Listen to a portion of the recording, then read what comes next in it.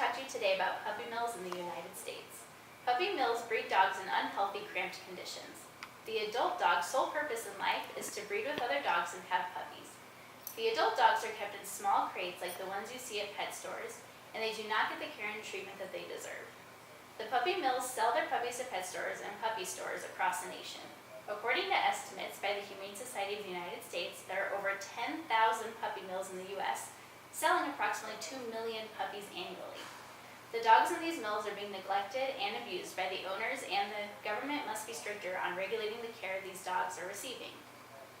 Today, I will go over the mental and physical problems puppies can have from mills, how to tell if a puppy store is getting their dogs from a reputable breeder, and the steps we can take to help regulate and decrease demand for puppy mills. Let's begin with the mental and physical problems puppies can have coming from a puppy mill. Dogs from reputable breeders are carefully checked, and the owners keep track of their hereditary line. If there are issues such as heart disease, the breeders will not breed that dog again to avoid puppies contracting the same disease. Puppy mills often do not keep track of such things and breed the dogs without knowing that these problems exist. The puppies that are brought to new homes, pet stores, or puppy stores often have at least one of these symptoms from being in the puppy mill. According to the American Society for the Prevention of Cruelty to Animals, the most commonly reported illnesses of these puppies are giardia, upper respiratory infections, kennel cough, pneumonia, mange, fleas, ticks, intestinal parasites, and more. The conditions of the puppy mills can be horrifying. According to the Puppy Mill Project, breeding parents spend their lives in 24-hour confinement cages. It is common to see wire cages stacked on top of each other. They generally do not have protection from heat, cold, or inclement weather. Puppies are taken from their mothers beginning at just 6 weeks of age. This early separation from the mother can create behavioral problems such as shyness, aggression, fear, and anxiety. Normally, puppies are kept with their mother for at least a couple months so they can develop social skills with their siblings and the owners of the dogs. Now that we've talked about the mental and physical problems puppies can have, let's talk about how to get a dog from a reputable breeder. If you walk into a pet store and ask where they get their dogs from, it is likely that they will tell you they buy them from licensed breeders.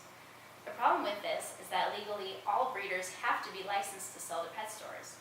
It is a fairly simple process to get licensed, but the regulations and fines for mistreatment to the dogs is slim to none.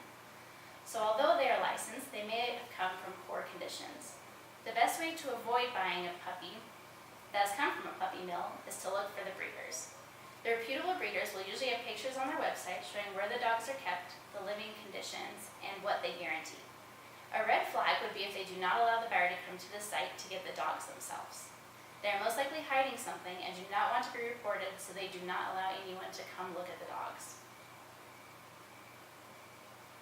If you are looking for a new addition to your home, make sure you triple check that the breeder is reputable and if they are close enough. Set up a time with the breeder so you can visit and learn more.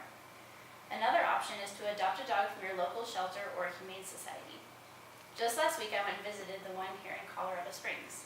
In order to adopt a dog, you have to fill out paperwork about yourself, including your exercise levels, how big of a home you live in, if you have any other pets, etc. It is important to them that you will care for the dog and be a responsible pet owner. They also told me that if I were to adopt from them, they would spay the dog for free and I would receive free training classes for a month. I thought that was a great deal. It also showed that they truly care about the animals that come through their facility. Now that we've talked about how to get a dog from a reputable breeder, let's talk about how we can take action and stop funding puppy mills. There are a few simple steps that we can take to save dogs from puppy mills and pet stores. The first and most effective step is to take buying dogs from reputable breeders or from animal shelters.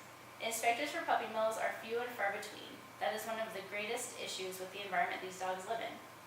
According to caninewelfare.org, there are only 5 inspectors in Colorado, and they are charged with overseeing 1,800 pet animal care facilities, which include breeding facilities, pet stores, doggy daycares, groomers, shelters, and rescues. Pet shops and mills are inspected on a rating system. Those that have had numerous violations are inspected more frequently, although consistent inspections are difficult to accomplish. Puppy mills should be strictly enforced by state inspectors. The penalties for breaking the rules set in place for breeding dogs should be severe. The inspectors should not be handing out warnings or small fines for the dogs living in unhealthy conditions or being abused. The dog should be taken away from the owners if the animals are in serious harm. SaveAMutt.org is an organization that promotes boycotting pet stores in order to decrease the demand of dogs from puppy mills. They have a postcard on their website that you can print out and distribute. All in all, I'm asking you to stop buying dogs from pet stores immediately.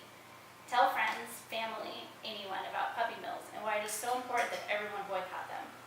If the demand for these puppies are lowered, the supply will also be lowered. Please buy puppies from reputable breeders or from your local shelter. Now, picture a huge, beautiful backyard with dogs running freely at a reputable breeder's home. Now picture the pet store with their small cages, metal bottoms, and feces on the floor.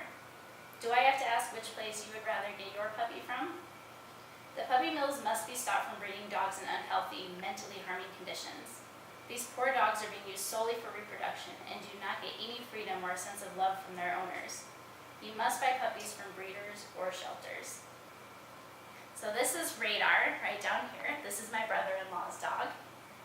We got him from Jordan Kennels in Kansas City. He is a schnoodle. He's a little tired right now. But he is a great dog. We all love him. And yeah, that's about it. Thanks for listening.